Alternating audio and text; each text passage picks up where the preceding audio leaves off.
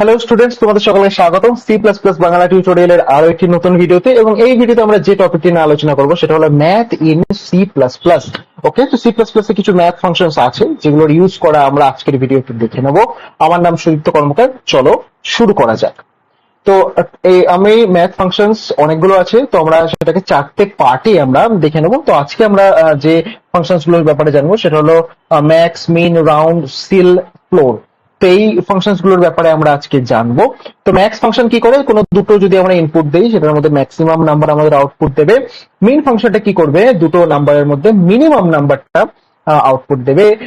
Round ফাংশনটা কি করবে, কোন একটা যদি ফাংশন ডেসিমেলে আমরা দেই তাহলে সেটার ইন্টিজার পার্টটা আমাদের এটা রাউন্ড করে দেবে। মানে যদি সাপোজ 20.6 দিলাম, 20.6 মানে 20.5 এর থেকে যদি বড় হয় তাহলে পরের নাম্বারটা চলে যাবে। বা যদি 20.2 দেই তাহলে 20 টা আমাদের আউটপুট দেবে। সিলিং ফাংশনটা কি করবে, যদি কোনো ফ্র্যাকশনাল নাম্বারে আমরা দেই মানে 20.2, 3, 4, 5, 6 তাহলে সেটা পরবর্তী যে ইন্টিজারটা মানে 21 আমাদেরটা আউটপুট দিবে। ফ্লোরটা কি করবে, সিমিলারলি সিলিং এর উল্টো।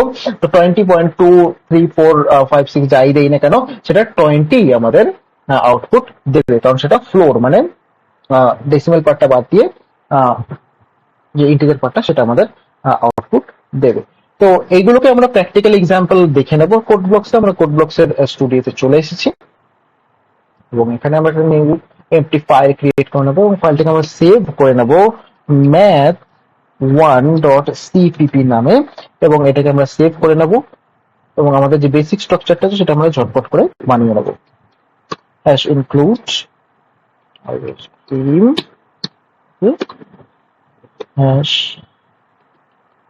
হ্যাশ ইনক্লুড conio.h টা আমরা এখানে ইনক্লুড করে দিচ্ছি, তার কারণ হচ্ছে আমরা গেট ch এই ফাংশনটা ইউজ করব যাতে আমাদের আউটপুটটা একটু ক্লিন ভাবে আসে।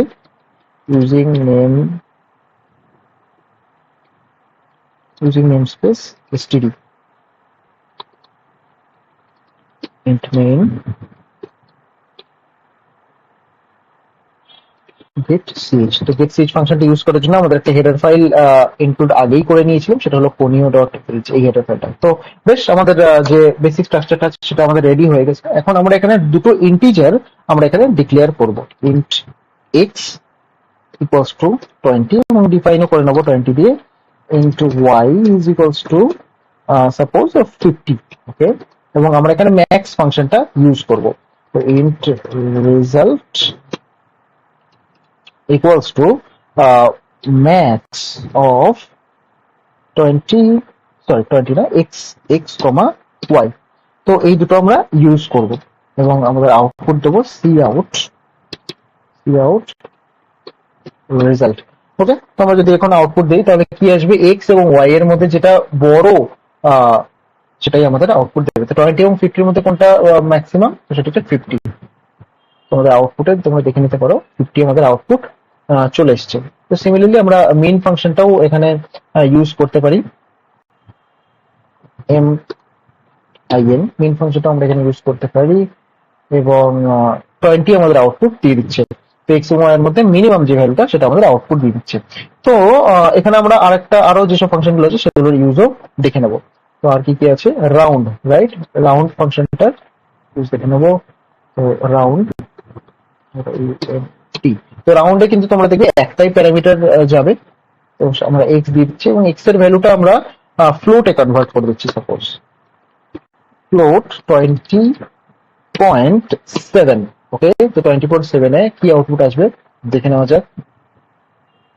হ্যাঁ, এখন দেখো একটা জিনিস দেখো, round was not declared in this scope. তো এই এরারটা এসছে না, তো এটা কেন আসছে, তো তার কারণ হচ্ছে আমাদের যে হেডার ফাইলটা আছে না iostream এবং conio.h, এইগুলোর মধ্যে রাউন্ড এই ফাংশনটা কোথাও ডিক্লেয়ার করা নেই এবং ইউজারও কোথাও এই ফাংশনটাকে ডিফাইন করেনি। তো তাই জন্য বলছে যে round was not declared in this scope.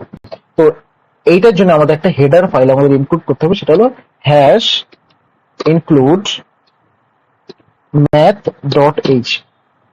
তো তোমরা তো এখন বলবে তাহলে মিন ম্যাক্স ফাংশনটা তাহলে কি করে আমাদের কাজ করলো, রাইট? তোমরা তো এখন বলতেই পারো যে মিন ম্যাক্স তো আমরা আগে দেখলাম যে পারফেক্টলি রান করছিল, ওটার জন্য কেন করতে হয়নি। তার কারণ হচ্ছে মিন ম্যাক্স ফাংশনটা iostream এই হেডার ফাইলটার মধ্যে ডিফাইন করা আছে, রাইট?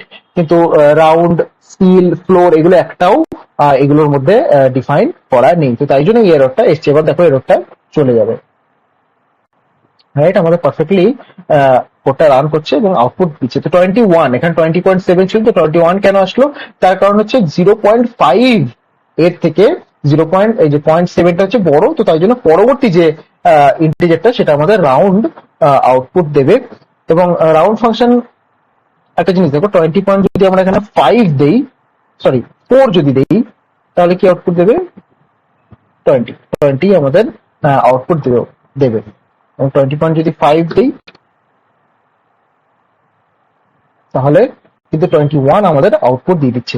তো 20.4 অব্দি আমাদের 20 আসবে রাউন্ড ফাংশন ইউজ করলে, মানে 0.5 এর থেকে যদি কম হয় তাহলে 20 আসবে, আর যদি 0.5 বা তার বেশি হয় তাহলে তার পরবর্তী যে নেক্সট ইন্টিজারটা সেটা আমাদের রাউন্ড যে ফাংশনটা আছে সেটা আমাদের আউটপুট দিয়ে দেবে। আচ্ছা, রাউন্ড হলো। এবার সিলিং ফাংশনটা কি করবে?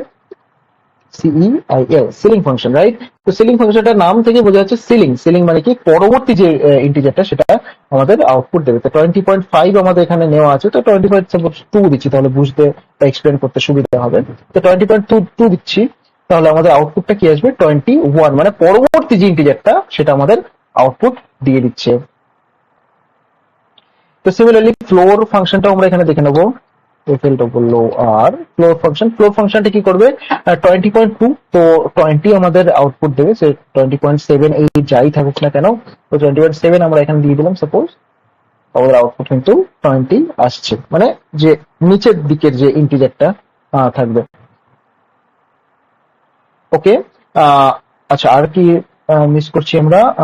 ফ্লোর, সিলিং, রাউন্ড, আচ্ছা সবকটাই আমরা এখানে দেখে নিয়েছি। আহ, তো এটা ছিল আমাদের সি প্লাস প্লাস এর ম্যাথ ফাংশন, এবং আমরা পরের ভিডিওতে এগুলো সব দেখে নেব। এবং ভিডিও শেষে আমি এটাই বলতে চাই যে always be grateful to God, because God, ভগবানই আমাদের সবকিছু সাপ্লাই করছে, the food, the intelligence and whatever the energy we have, everything supplied by God, directly or indirectly. And be kind to all, okay, because if we are kind to all then everyone will be kind to us, right? So thank you very much for watching, দেখা হচ্ছে পরের ভিডিওতে।